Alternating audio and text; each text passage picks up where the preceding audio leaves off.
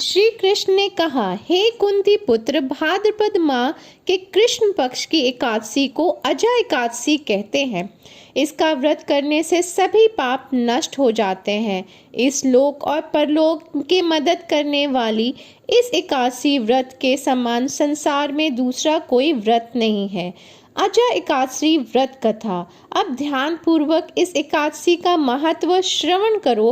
पौराणिक काल में भगवान श्री राम के वंश में अयोध्या नगरी में एक चक्रवर्ती राजा हरिश्चंद्र नाम के एक राजा हुए थे। राजा अपनी सत्यनिष्ठा और ईमानदारी के लिए प्रसिद्ध थे। एक बार देवताओं ने इनकी परीक्षा लेने की योजना बनाई। राजा के स्वप्न में देखा कि ऋषि विश्वामित्र को उन्होंने अपना राजपाट दान कर दिया है। सुबह विश्वामित्र वास्तव में उनके द्वार पे आकर कहने लगे, तुमने स्वप्न में मुझे अपना राज दान कर दिया है। राजा ने सत्यनिष्ठा का व्रत पालन करते हुए संपूर्ण राज विश्वामित्र को सौंप दिया। दान के लिए दक्षिणा चुकाने हेतु राजा हरिश्चंद्र को पूर्व जन्म के कर्म फल के कारण पत्नी, बेटा एवं खुद को बेचना पड़ा। हरिश्चंद्र को एक डोम ने खरीद लिया जो शमशान भूमि में लोगों का दाह संस्कार का काम करवाता था। स्वयं वो एक चंडाल का दास बन गए। उनसे उस चंडाल ने यहाँ कफन लेने का काम किया, किंतु उनसे इस आपत्तित काम में भी सत्य का साथ नहीं छोड़ा। जब इसी प्रकार उनसे कई वर्ष बीत गए तो उन्हें अपने इस नीच कर्म पर बड़ा दुख हुआ और वह उससे मुक्त होने का उपाय खोजने लगे।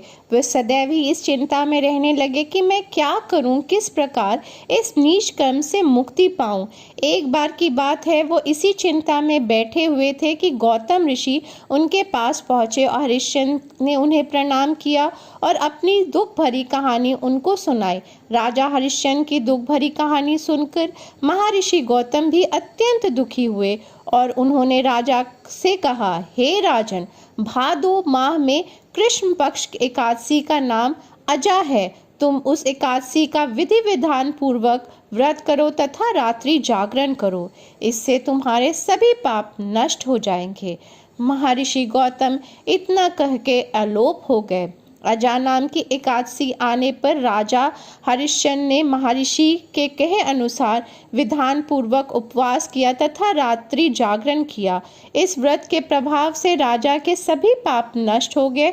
उस समय स्वर्ग से नगाड़े बजने लगे तथा पुष्पों की वर्षा होने लगी। उन्हें अपने सामने ब्रह्मा, विष्णु, महेश तथा देवेंद्र आदि देवताओं को खड़ा पाया।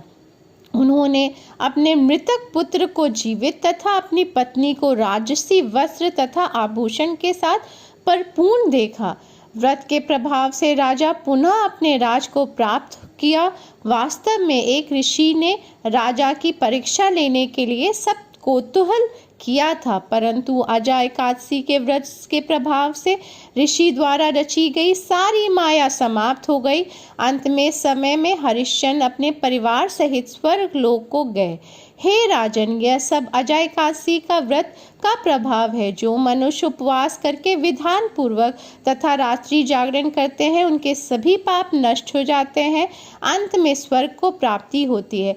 इस एकादशी व्रत की कथा के श्रवण मात्र से ही अश्वमेध यज्ञ का फल की प्राप्ति होती है।